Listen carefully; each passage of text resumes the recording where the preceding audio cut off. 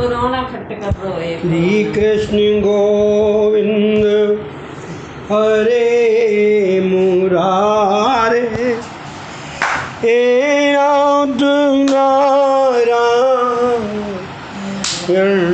वासुदेव। श्री कृष्ण गोविंद हरे मुरारे, हे नाथ नारायण वासुदेवा। श्री कृष्ण गोविंद हरे मुरारे, हे नाथ नारायण वासुदेवा। कल की कथा में था कि उद्धव जी से श्री कृष्ण जी कह रहे हैं, जब अजामिल जैसे वैश्यागामी को भगवान ने उद्धार कर दिया तो तुम्हारे यहाँ क्यों नहीं करेंगे। इसलिए हे उद्धव जी, तुम ही तुम्हारे गुरु हो। अपने लिए भावपूर्वक प्रयत्न करो। जब तक अंदर से प्रेरणा नहीं होगी उद्धार भी नहीं होगा। स्वयं अपना गुरु बनकर अपने उद्धार का प्रयत्न करो। मेरे सिवाय जो कुछ भी दिखाई देता है, मेरे सिवाय जो कुछ भी दिखाई देता है वो सब मिथ्या है। उद्धव, मैं तुम्हारा धन नहीं मन मांगता हूँ। सभी में एक ईश्वर का दर्शन करना। अपना मन मुझे दे दो। उद्धव भगवान से कहते हैं, मुझे आपके सिवाय आत्म तत्व का ज्ञान और कौन देगा। भगवान बोले, मैंने कई प्रकारों के शरीरों का निर्माण किया है, किंतु मनुष्य शरीर मुझे अधिक प्रिय है।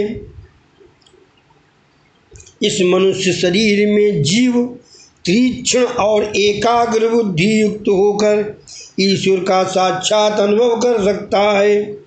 इस संबंध में अवधूत दत्तात्रेय और यदु राजा का संवाद सुनने योग्य है ना।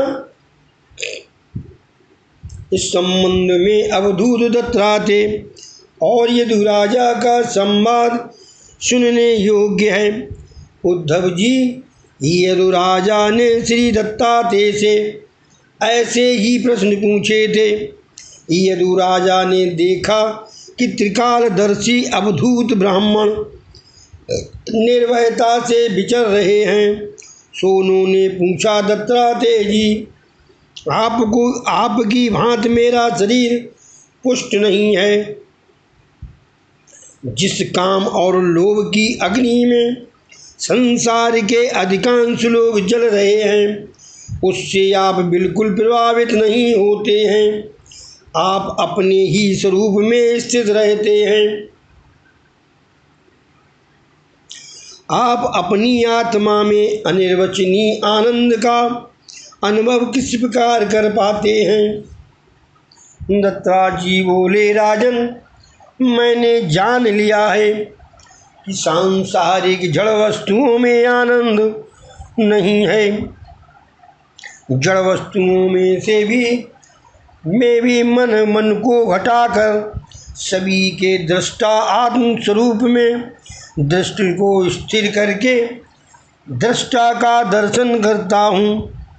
दृश्य में से दृष्टि को हटाकर जो दृष्टा में स्थिर करता है उसी को आनंद मिलता है। राजन, आनंद बाहर के विषयों में नहीं है, भीतर है। मैंने अपनत्व को भुलाकर दृष्टि को अंतर्मुख कर दिया है। मैं अपने ही स्वरूप में स्थित हूँ। प्रारब्ध जो भी देता है उसको आनंद से स्वीकार करता हूँ। तुम भी अपने को स्वयं सुधार लो। दीक्षा गुरु एक देता है, किंतु शिक्षा गुरु अनेक हो सकते हैं। मैंने एक नहीं 24 गुरुओं से ज्ञान लिया है। मेरे गुरु के नाम इस प्रकार हैं। धरती मेरा पहला गुरु है। मैं प्रभात में उसे वंदन करता हूँ। हाथ क्रियात्मक शक्ति के प्रतीक हैं। निश्चय करो कि परमात्मा को पसंद आए, वैसे ही काम करूँगा। माता की भांति मेरी रक्षा करना। धरती बहुत कुछ सहकर भी सबको सुख ही देती है। मैंने धरती से सबके प्रति सद्भाव और सहन शक्ति सीखी है। वायु से मैंने संतोष और निसंगता सीखी है। आकाश ने मुझे सिखाया है कि आत्मा आकाश की भांति अनादि और अविनाशी है। ईश्वर उसी के भांति सर्वव्यापी है। जल से मैंने शीतलता और मधुरता का उपदेश पाया है। जल की भांति साधक को शुद्ध रहना चाहिए। मधुरभाषी और शीतल स्वभाव युक्त होना चाहिए। अग्नि से मैंने पवित्रता सीखी है। हृदय में यदि विवेक रूपी अग्नि होगी तो पाप नहीं आएगा। विवेक ही अग्नि है। किसी भी व्यक्ति के दुर्व्यवहार को मन में न रखना। दूसरों के पापों के बारे में सोचना भी पाप है। दूसरों के पापों की बात मन में से निकाल लो। विवेक अग्नि से उन्हें जला दो। चंद्र ने मुझे क्षमता दिखाई है। चंद्र ने मुझे क्षमता सिखाई है। बुद्धि और हाथ तो शरीर के होते हैं, आत्मा के नहीं। संपत्ति में अपना भान ना भुलाना और विपत्ति में दुखी मत होना। सातवां सूर्य की भांति परोपकारी होना है, किंतु अभिमानी नहीं। एक ही सूर्य के प्रतिबिंब से कई जलपात्रों में कई दिखाई देते हैं। आत्मा भी एक है, किंतु विविध देहाद उपाधियों के कारण अनेक स्वरूपों वाला दिखता है। वास्तव में आत्मा उपाधि रहित है। कबूतर के प्रसंग से मैंने सीखा है कि किसी भी वस्तु या व्यक्ति के प्रति अतिशय आसक्त नहीं होना चाहिए। वो पत्नी और पुत्र की आसक्ति के कारण मर गया। किसी की भी मृत्यु पर विलाप ना करो। रोने वाला स्वयं भी एक दिन जाने वाला है। तो फिर दूसरों के लिए क्यों रोते हो, अपने लिए ही रो। अजगर की भांति प्रारब्ध अजगर की भांति प्रारब्ध कर्मानुसार जो मिले उससे संतुष्ट रहो। समुद्र वर्षा ऋतु में बहुत सा जल मिलने पर भी छलकता नहीं है, और ग्रीष्म ऋतु में जल ना मिलने पर सूखा नहीं हो जाता है। सुख दुख में हमें भी समुद्र की भांति रहना चाहिए। 11वां पतंगा भी गुरु है। वो अग्नि से मोहित होकर उसके पास जाता है और जलकर मर जाता है। मनुष्य भी माया से मोहित होकर उसमें फंसकर अपना सर्वनाश मोल ले लेता है। पतंगे की भांति सौंदर्य के पीछे पागल होने से अपना हित हो जाता है। जगत के विषय बाहर से सुंदर हैं, भीतर से नहीं। सुंदरता तो कल्पना मात्र है, एकमात्र श्री कृष्ण ही सुंदर हैं। उन्हीं से प्रेम करो। 12वां है भ्रमर की भांति सार ग्रहण करो, किंतु आसक्त ना बनो। भ्रमर ने कमल में आसक्त होकर अपने प्राणों से हाथ धो लिए। वह लकड़ी तो छेद सकता है, किंतु कमल की कोमल पंखड़ी को नहीं, क्योंकि उसे कमल के प्रति आसक्ति है। ये संसार भी कमल जैसा है, जो अपनी विषय गंध में जीव भवन को फंसा देता है। भ्रमर कमल के पंखुड़ियों के खुलने की सोचता है, किंतु हाथी ने उसके सारे अपने उजाड़ दिए। मनुष्य भी सांसारिक विषयों में फंसकर अपने को लुटा देता है, सो विषय सुख में मत फंसो। हाथी रूपी काल कुचल कर नष्ट कर दे, उससे पहले ही सर्वस्व का मोह छोड़कर प्रभु से मन को जोड़ लेने वाला जीव काल को हरा सकता है। जिस प्रकार भ्रमर में लकड़ी को कुरेदने की शक्ति है, उसी प्रकार मनुष्य में भी बड़ा शक्तिशाली है। मनुष्य यदि चाहे तो नारायण बन सकता है, किंतु उसे पहले आसक्ति का त्याग करना होगा। दत्तात्रेय जो है यदु राजा को ये सब बता रहे हैं कि हमने किस किस को गुरु बनाया है। मधु कृत के दो अर्थ हैं, भ्रमर और मधुमच्छका। भ्रमर से जो सीखा वो मैंने ऊपर बता दिया। मधुमच्छका से मैंने सीखा कि किसी भी वस्तु का अतिशय संग्रह न किया जाए। मधुमच्छका मधु का संग्रह करती है, तभी तो लोग उसे मारकर मधु छीन लेते हैं। 13वां गुरु उनका है, हाथी भी मेरा गुरु है। स्पर्श सुख की लालसा के कारण हाथी जान गंवाता है। लोग एक बड़ा सा गड्ढा खोदकर ऊपर घास पात रखकर नकली हथनी रख देते हैं।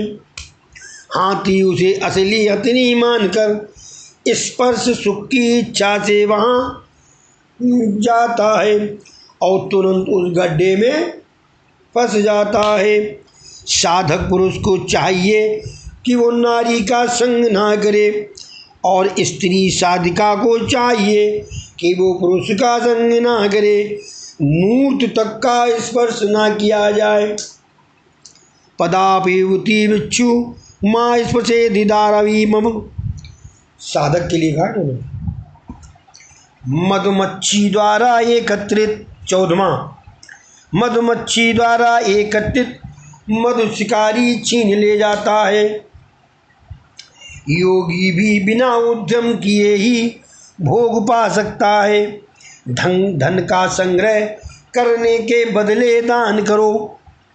15वां, जिस प्रकार स्पर्श सुख की लालसा से हाथी का नाश होता है, उसी प्रकार संगीत श्रवण की लालसा से हिरण का नाश होता है।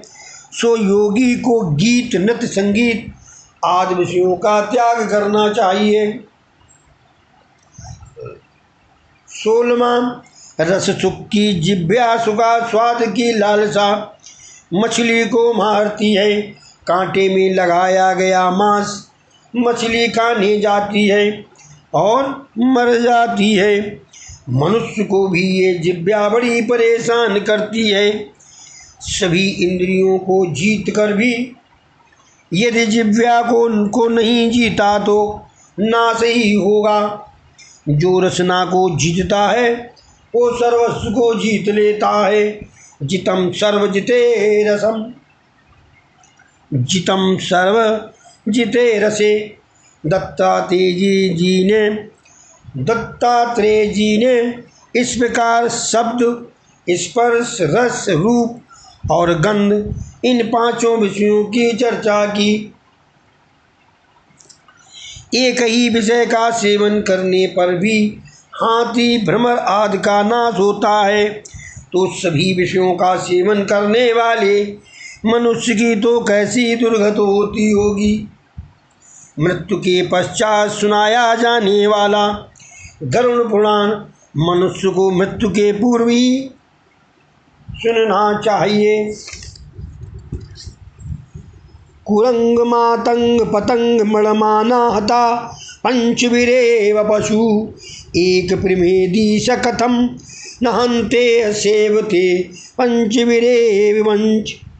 पतंगा, हाथी, हिरण, भ्रमर और मछली मात्र एक विषय की आसक्ति के कारण मर जाते हैं, तो 5 विषयों का उपभोग करने वाला प्रमादी मनुष्य क्यों ना मरे। सत्रमा कौन था? मैंने एक वैश्या को भी गुरु माना है। पिंगला नाम की एक वैश्या धनवान ग्राहक की प्रतीक्षा में सारी रात जागा करती थी। एक बार उसने सोचा कि कामी पुरुष के लिए जागने की अपेक्षा प्रभु के लिए जागकर उनको ही क्यों ना पालूं, और उसने विषयों का त्याग किया। उसने कामी पुरुष की प्रतीक्षा में जागते रहना छोड़ दिया। अब मैं केवल प्रभु को ही प्रसन्न करने का प्रयत्न करूंगी। काल सर्प के ग्रास जीवात्मा की रक्षा प्रभु के सिवाय और कौन कर सकता है। ग्रस्तम कालहीनास्तम आत्मानम को अन्यस्ति धीसरा। इस जगत में आशा परम दुख है और निराशा परम सुख। सो सुख की आशा न करो। आशा ही परमम दुखम नैरस्यम परम सुखम। आशा की जंजीर मनुष्य को किस हद तक जकड़ रखती है, उसका वर्णन स्वामी शंकराचार्य के शब्दों में सुनिए। अंगम गलितम पलितम मुंडम दशन विहीनम जातम तुंडम वृद्ध्यो यात गृहीत्वा दंडम तदपि मुंचति सापिंडम। अंगम गलितम, शरीर गला जा रहा है, और पलितम मुंडम दशन विहीनम, केश श्वेत हो गए हैं, दांत जा चुके हैं, और क्या हो रहा है? दुर्बलता के कारण लकड़ी के सहारे चलना पड़ता है। फिर भी बूढ़ा आशा का पिंड छोड़ता ही नहीं है। दंडम तजबम छोड़ दिया, लेकिन मुंचत्या आशा पिंडम, लेकिन आशा के पिंड को नहीं छोड़ता है। ऐसे बूढ़े की भांति आचरण के बदले भगवान का भजन करो। क्या करो? भज गोविंदम भज गोविंदम गोविंदम भज मूढ़मते। भज गोविंदम भज गोविंदम गोविंदम भज मूढ़मते। काम की भोगेषणा सबसे बड़ा दुख है। कुररी पक्षी की भांति संग्रह करने के बदले त्याग करते रहो। बालक से भोलापन निर्दोषता ग्रहण करो। बालक भी उनका गुरु था। एक गरीब 24 गुरु थे ना मुझे 24। एक गरीब कुमारी को मंगनी के लिए कुछ मेहमान आए। घर में चावल तैयार न थे तो वो मूसल लेकर बैठ गई, किंतु उसने सभी चूड़ियाँ उतार दी, क्योंकि यदि चूड़ियाँ रहने देती तो मूसल के शब्द करते समय खनक होती रहती और मेहमान जान जाते कि इस घर में तो चावल तक नहीं है। उसने क्या किया? इसी प्रकार बस्ती में रहने से कलह क्लेश होने की संभावना है, तो साधु को एकांतवास करना चाहिए। जिस तरीके उसने अपने उतार दिए उसी तरीके से। 21वां है, बाण बनाने वाला लोहार भी मेरा गुरु है। वह अपने काम में इस प्रकार मग्न रहता था कि रास्ते पर से धूमधाम से जाने वाली राजा की सवारी की ओर भी उसका ध्यान नहीं जाता था। लौकिक कार्य में तन्मयता के बिना सिद्धि प्राप्त नहीं होती, तो फिर पारलौकिक कार्य में ईश्वर की आराधना में तो तन्मयता के बिना सिद्ध कैसे पाएगी। ध्याता ध्यान और ध्येय जब एक रूप हो जाते हैं तभी जीव कृतार्थ हो जाता है। 22वां उनका गुरु है सांप। सर्प की भांति मुनि को भी अकेले ही विचरण करना चाहिए। 23वां था मकड़ी।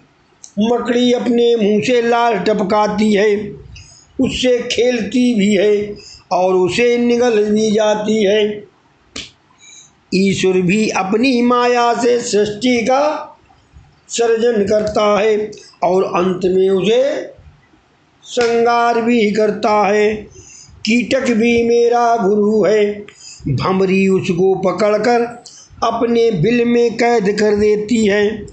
कीटक भंवरी के भय से उसी का चिंतन करता रहता है और अंत में स्वयं भंवरी बन जाता है।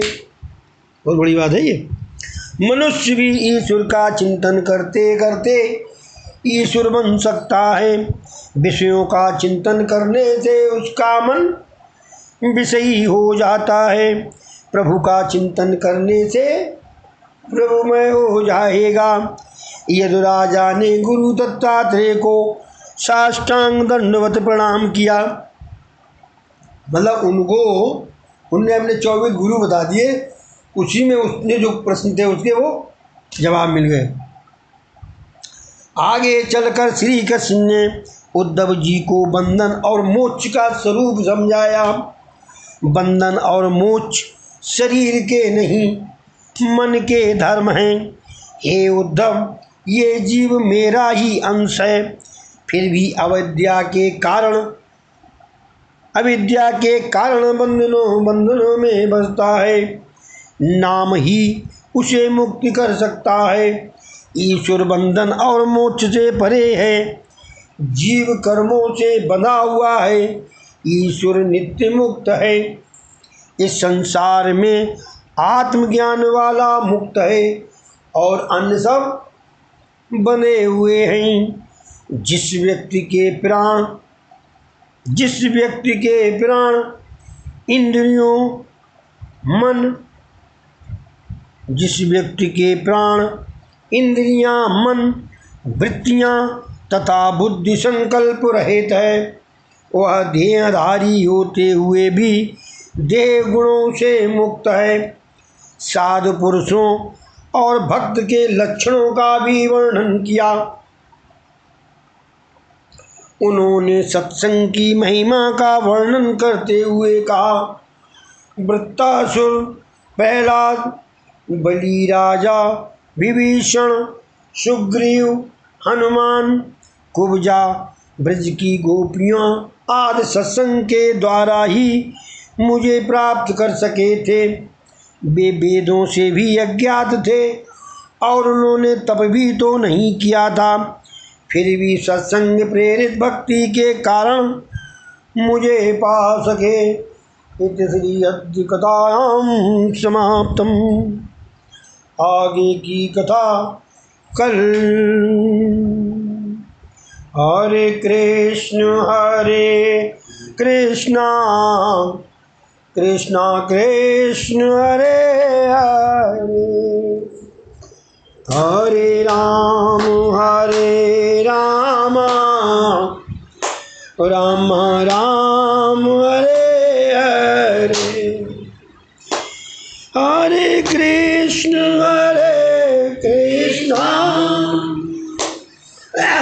कृष्ण हरे हरे, हरे राम राम राम हरे हरे, हरे कृष्ण कृष्ण कृष्ण हरे हरे, हरे राम राम राम हरे हरे, हरे कृष्ण कृष्ण कृष्ण हरे हरे, हरे राम राम